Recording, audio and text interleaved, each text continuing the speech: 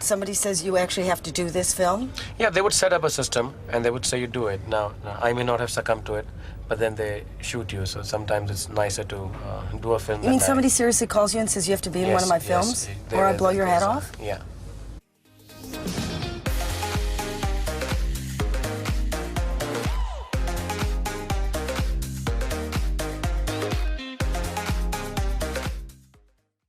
I've always had the knack of trying to research or understand how the dynamics of the film industry work. What is the reason for its systems to exist the way they do today, especially in context to its history? One of the aspects that fascinated me the most is the evolution of film production in Bollywood. How has it changed, what it is today, and its rather rocky history that many people have acknowledged and want to forget about. It's important to have some context regarding the film industry and the way financing of films would take place. While the 50s in the Hindi film industry was dominated by the studio system, an oligopoly of sorts where there were only a handful of production companies making sure film projects are being developed and getting released in the country. The fascinating part about the 50s is that the production companies would sign the talent and technicians on a long-term contract basis, exclusively working for that one company. The financing was done by producers by taking loans from distributors, either on the basis of the minimum fixed time period in which the films would be screened in theaters, or a sharing model of a profit percentage between both parties. As the contracts in the 50s for both the talent as well as technicians was rather restrictive, the 60s saw the emergence of the star system, where the workforce would function on a freelance basis so that they work on multiple projects produced by different companies.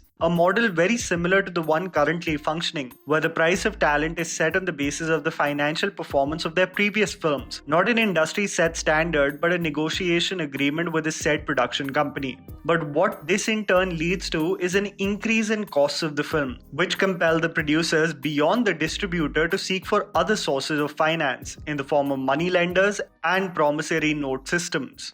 With the increase in cost of film production and the fact that the industry was still not officially recognized by the government as an industry, which would in turn allow producers to seek for bank credit, there was a lot of financing of films, especially in the 70s, that was being sourced from avenues of influence rather than legitimate stakeholders. By the 70s, Mumbai, especially on a ground level, had become what Chicago was in the 1920s with the Italian mafia. There were several gangs that were thriving in Bombay through various means that included smuggling and extortion. While film production, especially in the 70s, had transitioned to focus on commercial action films as compared to the 60s, which was dominated by romance, film financing had also spread itself too thin, with production companies, while self-financing, who developed their wealth with not so squeaky clean means. You may have of course read about Haji Mastan, popularized in recent times with Milan Luthria's film Once Upon a Time in Mumbai through Ajay Devgan's character. An individual who actually inspired some of the traits of the character of Amitabh Bachchan in Diwar, following the similar character arc of a dockyard worker to eventually become a notorious smuggler. सारे film actor बाबा के cast थे। संजीव कुमार बोलो, दिलीप कुमार बोलो, धर्मेंद्र बोलो, फिरोज खान, संजय खान, जितने भी actors हैं बाबा का करीब से अच्छा दोस्त था। संजीव कुमार एकदम खास दोस्त था बाबा का। It is a well-known fact that Haji Mastan in the 60s and 70s especially had a huge fascination for the film industry. You can see many photographs of him in several Murat's or events with well-known celebrities. This information is not to vilify the celebrities who had a cordial relationship with notorious gangsters, but to present the fact that this was how Bombay functioned in that era, an organized chaos of sorts where everyone was fighting for survival. While the influence of the underworld and financing in the 70s had not engulfed the industry, most films were still dependent on self-financing and distribution deals. The involvement of the underworld, however, was still an apparent feature that cannot be denied. What is more fresh in everyone's memory is several actors talking about the influence of the underworld and the way they strong-armed their film productions and its decisions, something extremely prevalent in the 90s. The 1993 Bombay Massacre had really changed the perception of the underworld in the city. From what was initially gangs running their own rackets and fighting amongst each other had developed into this violent syndicate. because of which members of the fraternity had become extremely fearful for their lives, especially if they did not meet their demands of whom to work with and what film to sign. There are several examples that point towards this increasing influence. The D Company that led to the tragic loss of Gulshan Kumar, then known as the Cassette King, an estimated worth of 350 crores. The individual was being constantly threatened for protection money. At the age of 19 years, boss, it's very difficult to run a family business without a patriarch. It's not easy to make so many families of T-Series working, there and making sure that I am here, don't worry. Karan Johar speaks about the constant threats he received just before the premiere of Kuch Kuch Hota Hai. Those days, it was very common for these threats to come to people from the film fraternity. Yeah. And that Thursday, we decided to go ahead with the premiere. Yeah. And everyone advised me to be in a locked room at Liberty, the cinema. And at the end, apparently, the film got a standing ovation and I didn't see it. Ritik Roshan candidly spoke about the attempted assassination on his father Rakesh Roshan in 2001 and how it was due to the monumental success of Kaho Na Pyar Hai and the underworld wanting a stake in the exorbitant margins they were showered with. My father was in a lot of debt because we had borrowed a lot of money to make the film. Just in the first week, this happened. They knew that my father's hit big time, successful, money's gonna come in, so they wanted money, didn't pay.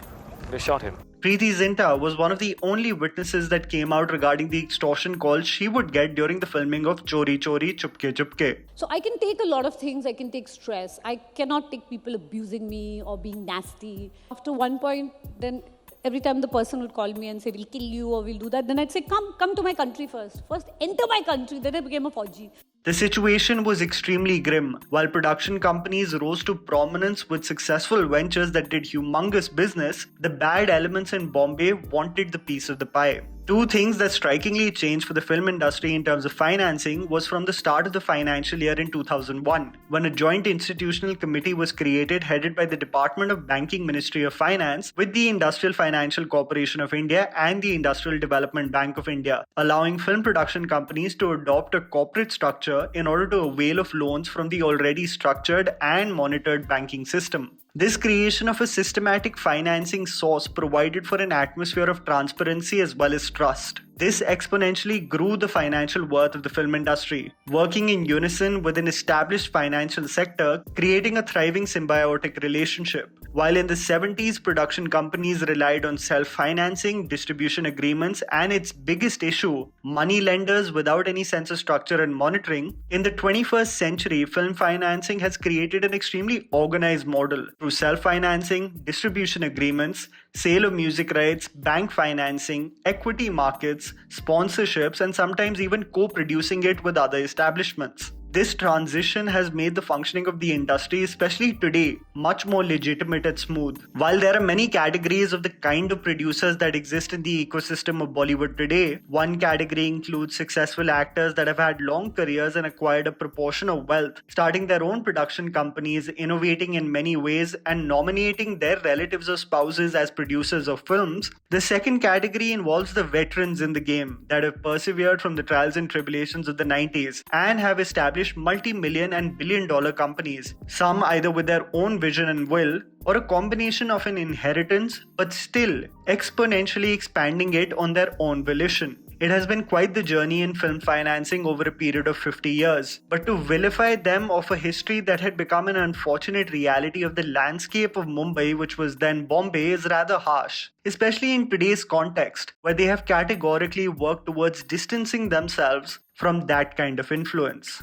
And that was the video, guys. Write down in the comments below whether you have some video ideas for our channel. Please don't forget to follow me on Instagram. The handle's right in front of you. Follow me at JammyPants4. Also, please support us by smashing the like button and subscribing to our channel for weekly content ahead. Thank you for watching.